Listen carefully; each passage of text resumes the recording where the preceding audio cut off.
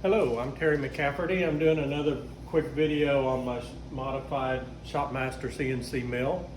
A while back I did a video showing the Centroid based control system that I designed and integrated into the machine for both milling functions and lathe functions.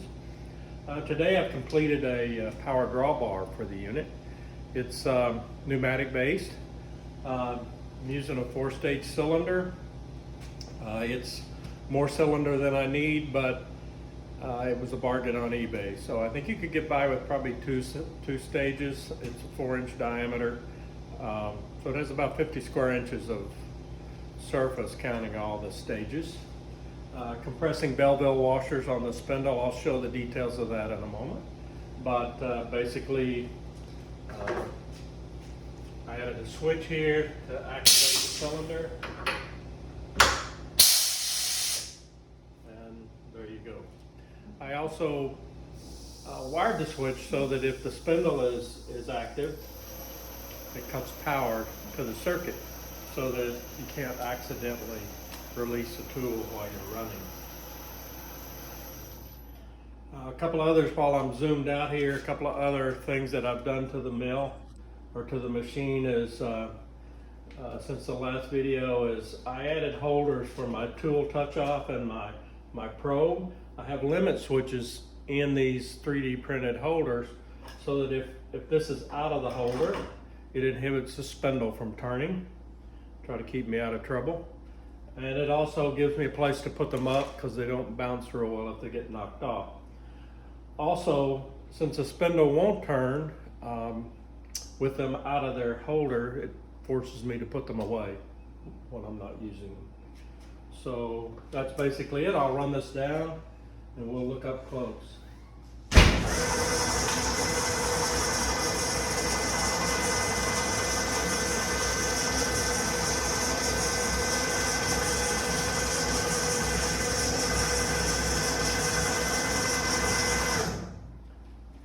So again, we got the 4-stage cylinder, a pneumatic, electric over pneumatic valve, and an air pressure regulator.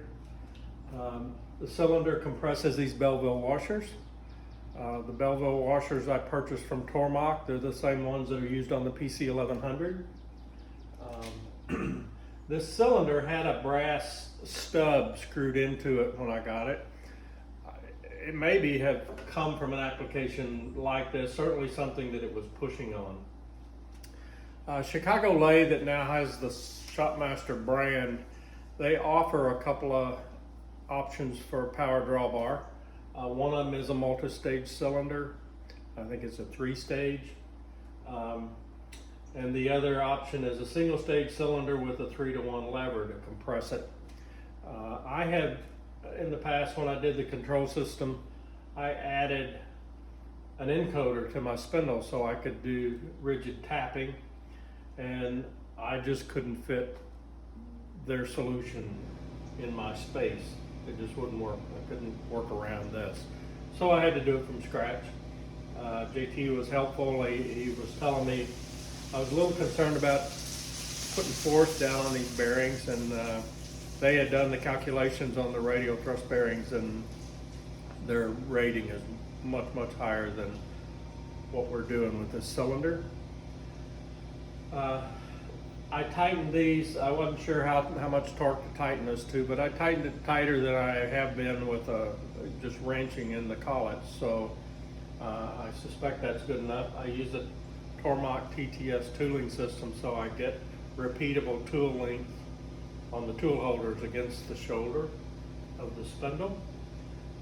It's taking about 40 psi to activate this, and there's about 50 square inches, so you're looking at 2,000 pounds of force to push that down.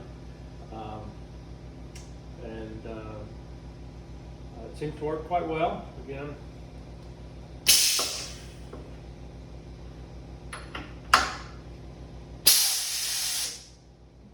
so let me move the camera around and I'll show you a close-up of the working.